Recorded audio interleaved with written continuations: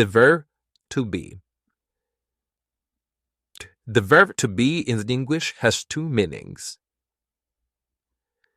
Affirmative: I am, you are, he is, she is, it is, you are, we are, they are. For example, the cat is at home. I'm a teacher. Anne, she. Anne is happy.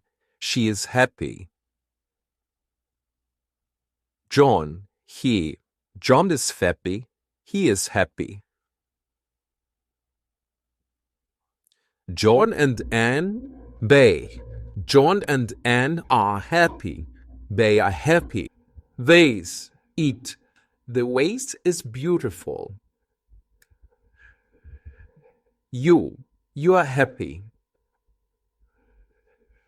Verb to be negative. For example, I have not, you are not, he is not, she's not. Anne is not happy. She isn't happy.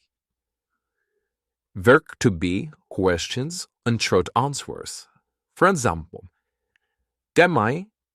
Yes, I am. Is Anne happy? No, she isn't happy. Let's practice. Put the verb to be in the correct form.